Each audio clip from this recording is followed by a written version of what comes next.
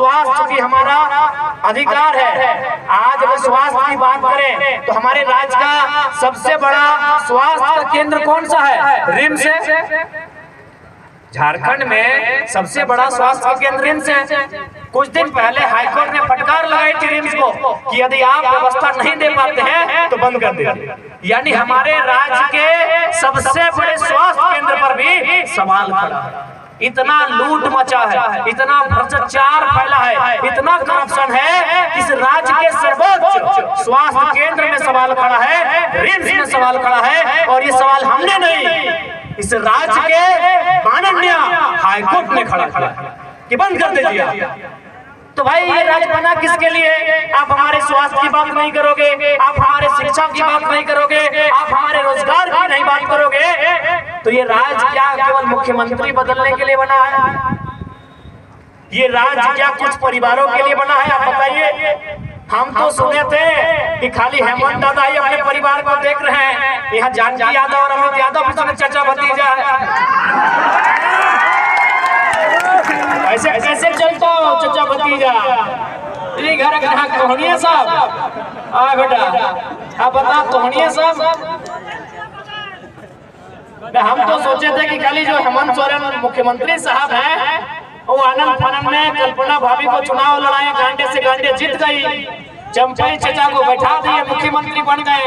तो बिल्कुल आप 3 महीना माननीय मुख्यमंत्री 3 महीना कुर्सी से बाहर नहीं रह सके। तो सोचिए हम लोग 5 साल 10 साल 12 साल 15 साल घर से बाहर जाते हैं, हजारीबाग के लॉज में कैसे रहते होंगे?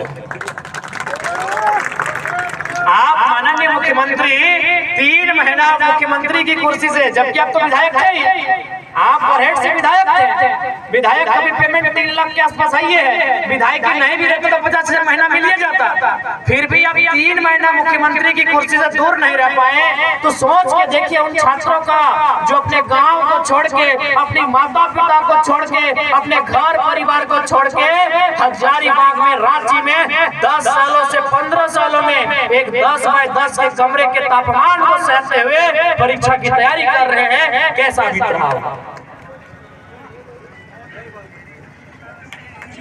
नहीं आप बताइए, क्या भाई कुछ परिवार के लिए झारखंड अलग हुआ था? चाहे वो किसी का परिवार रहे, मुख्यमंत्री का परिवार रहे, चाहे बरकट्ठा के चाचा भतीजा का परिवार रहे, चाहे हजारीबाग के यशवंत सिन्हा और जयंत सिन्हा का परिवार रहे, चाहे गिरिडीह में चंद्र प्रकाश चौधरी जी और उनके भतीजा सिल्ली के नेताजी का परिवार रहे। ये राज्य गिने चुने परिवार के लिए अलग नहीं हुआ था, ये राज्य अलग हुआ था 3.5 करोड़ जनसंख्या के लिए। ये राज्य अलग हुआ था उनकी सुरक्षा के लिए, ये राज्य अलग हुआ था उनकी बेहतर स्थिति के लिए। तो इसलिए आज 24 साल के बाद भी, आज 24 साल के बाद झारखंड का हर एक युवा जो थोड़ा सा भी राजनीति को समझता हो, जो थोड़ा सा भी राजनीतिक ज्ञान रखता हो, आज गांव की गलियों में, आज खेतों की पगडंडियों में, आज चाय की दुकान में, पान की दुकान में बैठकर ये चर्चा करता है कि राज्य किसके लिए बना था, ये राज्य किसके लिए बना था। हम तो प्रदेश जा रहे हैं, अरे हम तो कुवैत, हम तो दुबई, हम तो मलेशिया जा रहे हैं। यही बरकट्टा क्षेत्र के लोग बम्बई में मिले थे, बहुत पीड़ादायक स्थिति बताई उन्होंने। यही बरकट्टा देखिए तो लोग हाथ खड़ा कर रहे हैं, यही बरकट्टा के लोग बम्बई में मिले थे, यही जयनगर पिथौरागढ़ के लोग बम्बई में मिले थे, यही राजधनवार के लोग हैदराबाद में मिले थे, यही विशुनगढ़ और बगतगढ़ के लोग पूरे दुनिया में मिलते हैं। तो ये सवाल तो आज भी है कि किनके लिए ये राज्य, जो राज्य 40% खनिज संपदा देता हो, जो राज्य के कण कण में खनिज है, जो राज्य करोड़ों का टर्नओवर देता हो, वो राज्य किसके लिए, किसकी झोले में ये राज्य। आज यहाँ के नौजवान पलायन करके प्रदेश जा रहे हैं, आज यहाँ के नौजवान पलायन करके विदेश जा रहे हैं, और विदेश जा नहीं रहे हैं। प्रत्येक 15 दिन में बड़ा दर्दनाक, एक दुखदाई, एक पीड़ादायक तस्वीर सामने आती है, जब दुबई से, मलेशिया से, सूरत से, हैदराबाद से, केरल से एक डेड बॉडी घर आती है। बहुत ही पीड़ादायक तस्वीर सामने आती है। कल भी एक केरल से डेड बॉडी आई। क्या दृश्य बना दिया राज्य का। अभी किस राज्य का जहां 40% खनिज मिलता। क्या ये इनकी जिम्मेवारी नहीं थी? जिनको हमने सत्ता दिया, क्या ये चाचा भतीजा के साथ साथ देश राज्य में जो बाप बेटा की सरकार है उनकी जिम्मेवारी नहीं थी, उनकी नैतिक जिम्मेवारी नहीं थी इन विषयों पर सोचने की, इन विषयों पर चिंतन मंथन करने की? यहाँ तो सुनने में आया है कि जो चाचा भतीजा का गुणगान करता है चापाकल उनको मिलता है।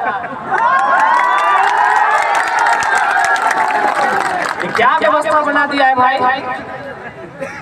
ये व्यवस्था इन्होंने बनाया है कि यहाँ जो उनका गुणगान करता है, जो उनकी चरण पादुका को अपने मस्तिष्क से, अपने सिर से स्पर्श करने का काम करते हैं, उनको यहाँ चापाकल मिलता है, उनको यहाँ काम मिलता है। ऐसे राजनेता नहीं होना चाहिए। आज मैं आपको बताना चाहूंगा, कल धनबाद हम कोर्ट गए थे, एक बहन धरने पर बैठी थी, उनके पति का किसी ने हत्या किया था। कल नहीं, शायद समय याद नहीं आ रहा, एक दो दिन का विषय है। हम गए और धरने पर चुपचाप बैठ गए। मीडिया वालों ने पूछा क्या मामला है, हमने कहा मुझे नहीं मालूम। तो फिर आप क्यों आए? हम बोले हमने देखा कि एक लाचार बहन धरने पर बैठी है, हम इनका समर्थन देने आए। हम वो नेता नहीं बनेंगे कि बूथ देखकर काम करेंगे, क्योंकि आज एक दौर आया है कि अगर आपके बूथ से नेताजी का वोट नहीं है तो वहाँ काम नहीं करेंगे। और कुछ नेता तो इतने दुष्ट हैं, इतने दुष्ट हैं, इतने खत्म मानसिकता के हैं कि अगर आपके बूथ से वोट नहीं आया है तो बिजली लाइन का कनेक्शन कटवा देंगे। हम लोग उस नफरत की राजनीति को करने नहीं आए हैं, हम लोग एक नई दिशा की राजनीति करने आए हैं। और विश्वास कीजिए, एक दिन मेरे टुंडी विधानसभा के कुछ लोग आए, 4 घंटा मैंने उनको समय दिया। 4 घंटा के बाद डीएसपी को, कभी महिला थाना को इधर उधर फोन करने के बाद जब उनकी समस्या का समाधान हो गया, तब उनकी आंखों में आंसू था। आंसू इसलिए था कि यार तुम गजब नेता हो, हम लोग वोट नहीं दिए आपको। हम बोले दोबारा मत बोलिए, काम हो गया ना, घर जाए। बहन का शादी है ना, जेल में था ना, छुड़ा दिया ना, घर जाए। उन्होंने खुद रोते हुए कहा कि हमारे वोट से, हमारे पूरे गांव सबको 20 वोट मिला। हमने कहा कोई बात नहीं, अगला बार 21 को दीजिए, लेकिन काम लेके आइएगा, हम जरूर सुनेंगे। हम वो नेता बनने नहीं आए, हम लोग वो नेता बनने नहीं आए, हम लोग एक नई विचारधारा के साथ राजनीति करने आए हैं। अगर हम भी वही करेंगे तो हम में और उनमें अंतर क्या रहेगा? अगर हम भी उनकी राजनीति करेंगे तो हम में और उनमें अंतर क्या रहेगा? हम लोग अंतर पैदा करेंगे, हम लोग फर्क उत्पन्न करने आए हैं। इसीलिए आज इस राज्य में हमें एक स्थान मिला, इस राज्य के लोगों के बीच हम लोगों को एक सम्मान मिला।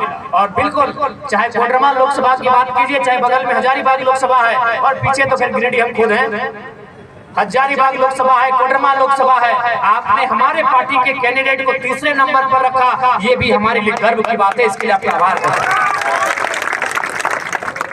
जबकि इसी लोकसभा से एक कदावर नेता चुनाव लड़े थे, उनसे ज्यादा हमारे नेता का वोट आया, ये हमारे लिए गर्व का बात है। नहीं, निश्चय आएंगे, हमें उस बात की कोई निराशा नहीं है, क्योंकि है युवा अवस्था में थोड़ा सा कुछ घंटों के लिए निराशा आई थी। जब हम लोग चुनाव हार के वहां से मतदान केंद्र से बाहर आए तो थोड़ी देर के लिए निराशा आई, थोड़ी देर के लिए हम लोग कुछ आंखों में आंसू भी थे कि यार सांसद बनने का सपना टूटा, वो बड़ा बात नहीं है। लाखों लोगों का सपना टूटा, उसके लिए दुखी थे और थोड़ा सा आंसू भी आए थे, क्योंकि हम लोग भी बड़े परिपक्व लोग हैं नहीं, हम लोग भी परिपक्व लोग तो है नहीं, तो नो डाउट हम लोग भी भावनाओं से भरे हुए लोग हैं। लेकिन अंततः हम लोगों ने अपने आप को बैलेंस किया। और आज आपको बताना चाहेंगे, आप मेरे चुनाव रिजल्ट 4 तारीख को चुनाव का रिजल्ट आया है। आज शायद जितना भी तारीख है, आज की तारीख से चुनाव के रिजल्ट की तारीख तक गिन लीजिए और मेरे फीडबैक को पता कर लीजिए। मैंने जितने समस्याओं को सॉर्ट आउट किया है, झारखंड के 14 सांसदों ने मिलकर किया होगा,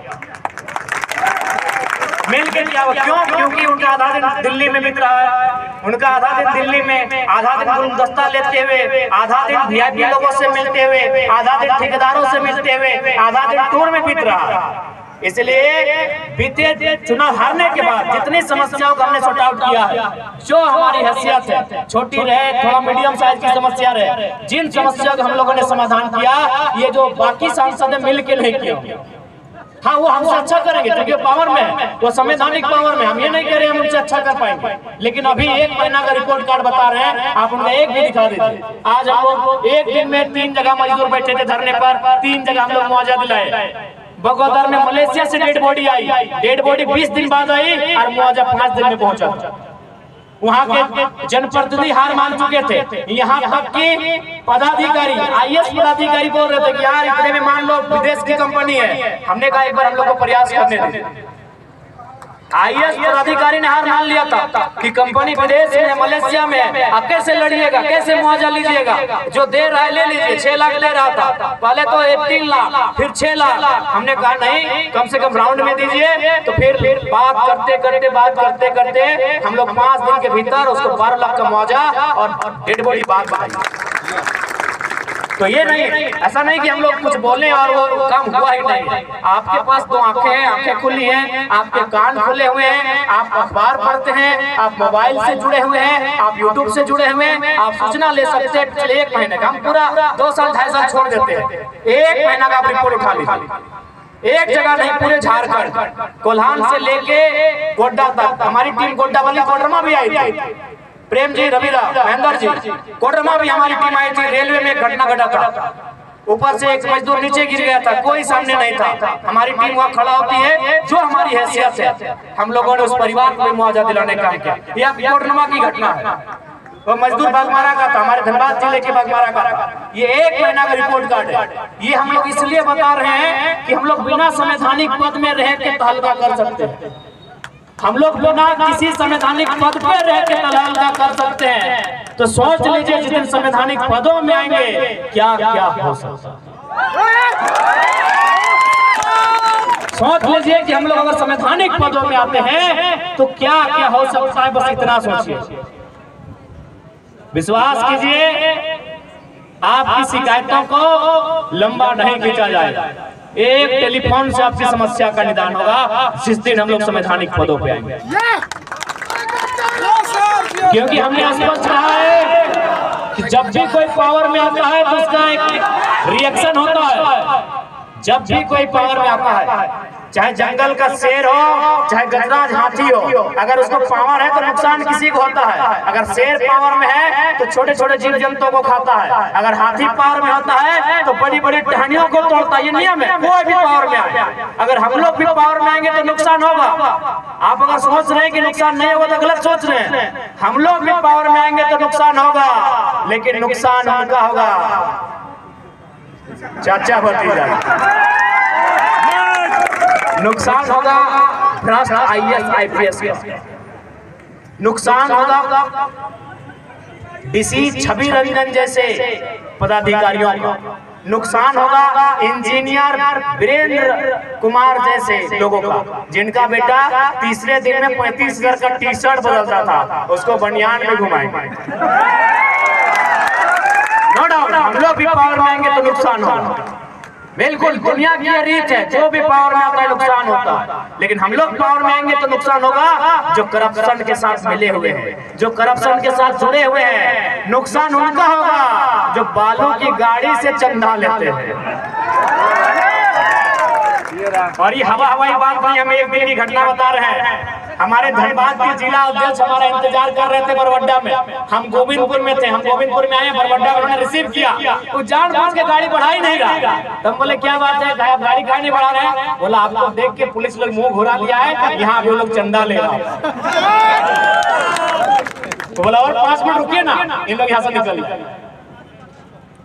अगर राजगंज से तोपचाची तक अगर कहीं हम लोग खड़ा हो जाते हैं, वहाँ प्रशासन के लोग चंदा लेना बंद कर देते हैं। ये माहौल बदले बिना किसी संवैधानिक पद के। अगर संवैधानिक पद में अगर रास्ता में गुजरेंगे ना तो खाली अनुमान कर लीजिएगा हो क्या। महेंद्र दा कैसे हैं भगवान? कहाँ भाई, आप तो खैर महेंद्र हैं, आपके नाम में ही बड़ा राज छुपा है। तो ये हम लोग और कोई हवाई बात नहीं कर रहे हैं। आखिर हमने ऐसा क्यों किया? इसका रीजन है हमारे अंदर की हिम्मत, हमारे अंदर का रिस्क। ये जो नेता है ये रिस्की नहीं है। रिस्की क्यों नहीं है? आपको भी मालूम है, इतना पैसा कमा लिया है, इतना ही लोग पैसा कमा लिया है। अब पता नहीं आपके इधर के नेताओं के हाल नहीं जानते हैं, उधर तो हम मालूम है हमको, घर वाली अलग है, बाहर वाली अलग है, पूरा ऐसा चल रहा है। तो जिंदगी से इश्क है उनको। उनको जिंदगी से इश्क है, और जिसको जिंदगी से इश्क है वो तो डरेगा ही। और हम लोग बोलते भैया हम लोग तो कफन से इश्क करके आए हैं, अगर जाएंगे तो दो चार को मचर के लेके आएंगे। खुला बोले। हमारा देखिएगा एक धरना था, बगल में 12 थाना की पुलिस थी, स्पेशल हमारे लिए आई थी। जरा मत हो जा रहा है, थोड़ा देखिएगा। 12 थाना की पुलिस थी, डीएसपी साहब बगल में खड़े थे, ज्यादा नहीं, हार्डली हमसे 50 मीटर भी नहीं होगा, 30-35 मीटर की दूरी में खड़े थे। इंटरनेट पे वीडियो होगा। हमने एक ही लाइन कहा था कि आदरणीय डीएसपी महोदय, आपकी नौकरी का, आपकी शिक्षा का सम्मान करते हैं, लेकिन याद रखिएगा आपकी पिस्तौल में 6 गोलियां हैं, हमारे पास 6000 भीड़ है। अगर इस 6000 भीड़ में अगर 6 आदमी तैयार हो जाएगा ना आपकी गोली खाने के लिए, तो 7वीं गोली के लिए आपको परमिशन लेना होगा। 7वीं गोली के लिए आपको परमिशन लेना होगा, क्योंकि आज तक जनता डरती है कि आपसे मुकाबला करेंगे तो केस हो जाएगा, आपसे मुकाबला करेंगे तो 353 लगा देंगे। जिस दिन जनता अपने अंदर के डर को समाप्त कर देगी ना, फिर हमारे अधिकार और हमारे बीच जो खड़ा है उसे इस मिट्टी में जमींदोज होना पड़ेगा। इसलिए इस बात का हम लोग विश्वास दिलाते हैं कि अगर झारखंड की पॉलिटिक्स में जो भी आता है, हम ये नहीं कह रहे कि आप बरकट्टा विधानसभा से हमारे नेताओं को मौका दीजिए। संजय मेहता रहे, उदय मेहता रहे, महेंद्र प्रसाद जी रहे, रवि जी रहे, राजेश सरकार रहे, जो भी रहे, आप जिनको भी मौका दीजिएगा एक बार परख लीजिएगा उसकी क्वालिटी। हमारे पास 81 विधायक हैं, हमारे पास 20 सांसद हैं, लेकिन सवाल है उनके अंदर की जिगर। क्यों नवम नवम किसके खिलाफ बोलेंगे? आसान नहीं है। बीसीसीएल आज अगर कोलांचल को अगर आप जानते हैं, यहाँ घर से बैठ के धनबाद को, तो जितना हत्या चोर उचक्कों ने नहीं किया है उतना बीसीसीएल जो भारत की बड़ी नामी कंपनी है उसके लोगों ने मिलकर हत्या किया। तो जिनको भी आप नेतृत्व चुनेंगे उनमें ये क्वालिटी होना चाहिए। आज उनको लड़ना होगा, आज उनको भिड़ना होगा, क्योंकि आसान नहीं है झारखंड को मुक्ति दिलाना। झारखंड अलग हुआ है, आज भी मुक्त नहीं हुआ है। आज भी ऐसा आपको लगता है, पूरे भारत में घूम के आइए, आप पूरे भारत में घूम के आइए, आपको लगेगा कि हमारे जो बाकी राज्य हैं वो अंग्रेजों से आजाद हैं, लेकिन लगेगा झारखंड में अंग्रेज ना सही, लेकिन आज भी ये राज्य कहीं ना कहीं कुछ लोगों का गुलाम है। आप जहां भी जाके देख लीजिए, इस राज्य की ऐसी दशा है। पहले तो ये लोग कभी नहीं चाहते थे कि हम लोग पढ़े लिखे, ये लोग कभी नहीं चाहते थे। जिन लोगों ने झारखंड की सिस्टम में कब्जा किया था, ये लोग कभी नहीं चाहते थे हम लोग पढ़े लिखे। इसलिए आपकी जानकारी के लिए हम लोग बता देंगे, झारखंड में सबसे पहला यूनिवर्सिटी कब आया मालूम है? 1960।